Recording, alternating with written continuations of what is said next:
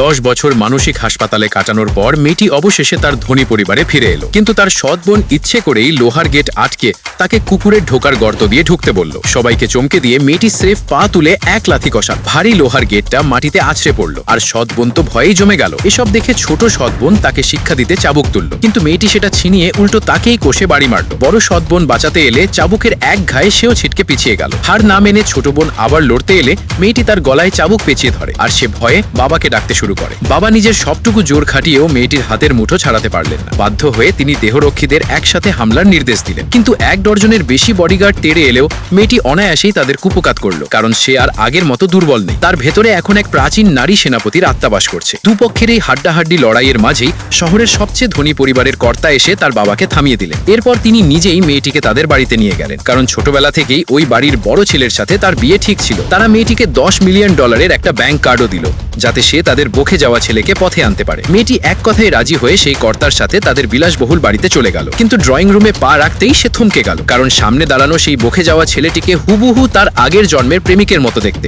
অথচ ছেলেটি তাকে তাচ্ছিল্য করে এখনই বেরিয়ে যেতে বলল, আর সাফ জানিয়ে দিল সে তাকে বিয়ে করবে না। মেয়েটিকে তাড়ানোর জন্য ছেলেটি একটা ছক্কার বাজির প্রস্তাব দিল, যে হারবে সে বাড়ি ছেড়ে চলে যাবে। ছেলেটি 3টে ছক্কা ফেলেই বেশ অহংকার দেখাতে লাগলো, কিন্তু মেয়েটি খালি হাতেই ছক্কাগুলোকে গুঁড়ো করে দিল। ছেলেটি তবু হার না মেনে তাকে মদ পানের চ্যালেঞ্জ ছুড়ে দিল, কিন্তু প্রাচীন যুদ্ধক্ষেত্রে মদ পানে মেয়েটিকে আজ পর্যন্ত কেউ হারাতে পারেনি। কড়া মদের কয়েক বোতল সাবার করেও তার চেহারায় কোনো ভাবান্তর হলো না। উল্টো ছেলেটি পুরোপুরি মাতাল হয়ে পড়ল। মেয়েটি তাকে ধরে ঘরে পৌঁছে দিল, আর জানতে পারলো মায়ের আত্মহত্যার পর থেকে পরিবারের অবহেলায় সে এভাবেই একা বেঁচে আছে। ছেলেটির জন্য মেয়েটির খুব মায়া হলো, আর সে তার খেয়াল রাখার জন্য ওখানেই থেকে যাওয়ার সিদ্ধান্ত নিল।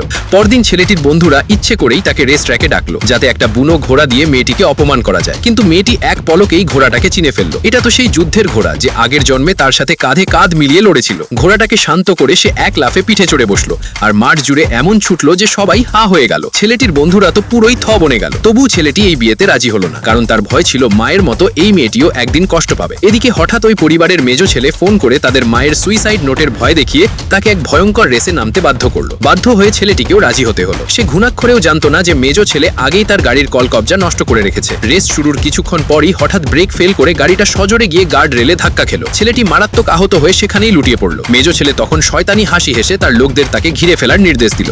তারা শুধু তার এই করুণ দশার ছবি তুলে অনলাইনে ছাড়লই না, বরং তার দুটো পা ভেঙে দেওয়ারও প্রস্তুতি নিল।